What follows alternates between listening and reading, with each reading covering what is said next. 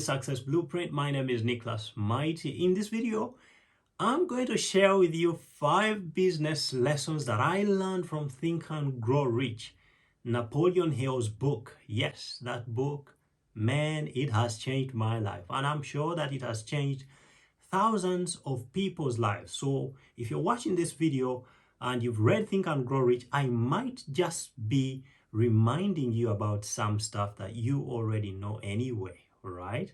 So it doesn't have to go over it again. We are creatures of habit. We are creatures of reminding, all right?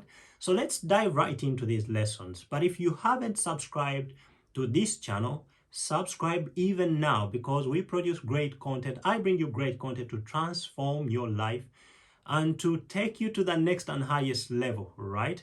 So subscribe and remember to click the notifications bell, because I've got great content coming out every day of every week. So you can have, there are days when I may not be here, right? Of course, if I travel or if I'm speaking somewhere else, but it doesn't make a difference, right? So click the notifications bell so you don't miss any great stuff that I'll bring forward to you, especially in the coming days, right?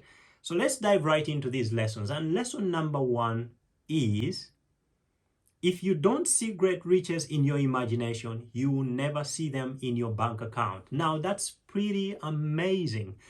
That's an amazing saying, an amazing quotation from Think and Grow Rich, right? So it's interesting. So we've got to see this stuff in the imagination before it actually comes into the physical, right?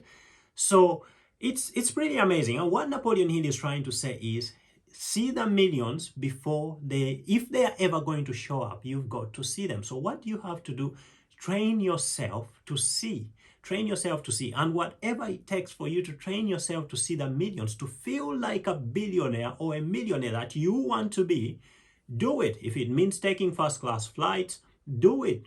Business class, if you can't afford first class, doesn't hurt, right? You could take a 5-star hotel, rather than, it may be every quarter. It doesn't matter how often you do it. Of course, the more frequent, the better. But, it's all up to you, right? So your life is your design. So let's go to lesson number 2. The greatest achievement was a dream. That's lesson number 2. And that's a great saying. So that actually means even the imagination that you're holding on to right now it could be potentially one of those greatest things that ever happened on the earth. You're right. That thought that you're holding, that idea, could turn into something really huge. And what Napoleon Hill is trying to say is, don't undermine any thought that you have, whether positive or negative, could turn into disaster or a great achievement, right? So every great achievement was at first a thought, and that's pretty remarkable. It actually means all of us think, right? We all think, which actually means we all can have or do great stuff in our lives, in our businesses. So it doesn't matter where you are, hold that thought, hold on to the right stuff. If you have friends that get you to think negative, hey, don't spend much time with them, right? Help them, but remember to remember, okay? So let's go on to lesson number 3. No one is ever defeated until defeat has been accepted as reality, right? So you can never be defeated unless you've really, accepted. And how do you accept? With your words, you accept with your attitude, you accept with your actions, right? Your actions show defeat when you turn away from what you are doing. Maybe you've been, onto that business and things haven't worked out the way you thought they would.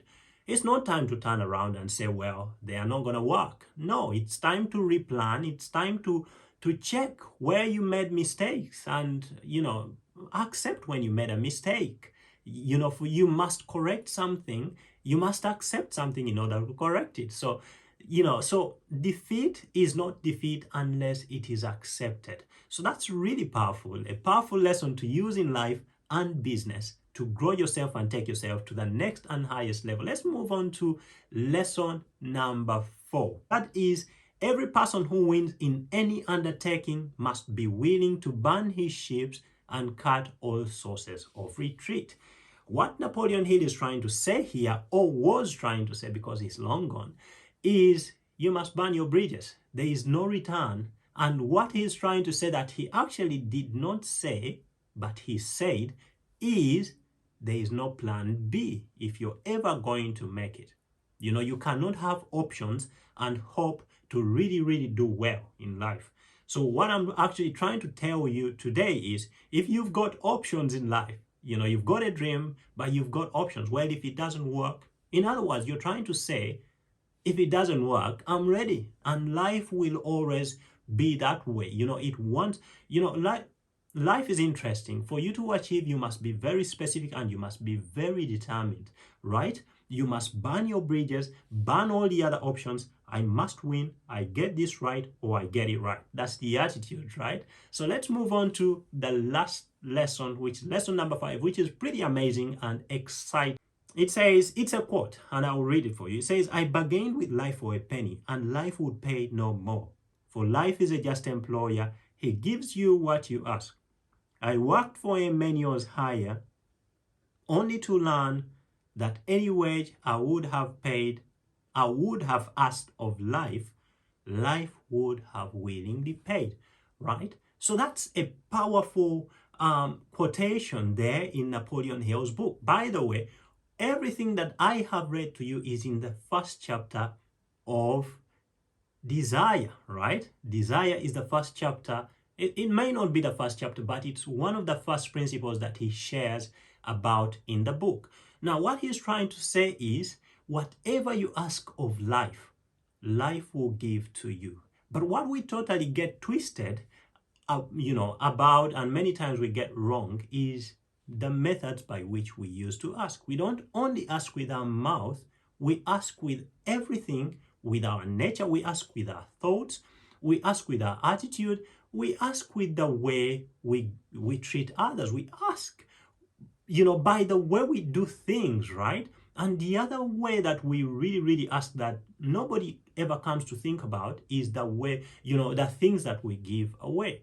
Every gift that you give, every giving that you make is an ask. In other words, you're trying to tell life, give me more of this stuff, I'm giving it away. Because giving starts the receiving process. And that's just the way it is. You know, I wish it was any different. It's not.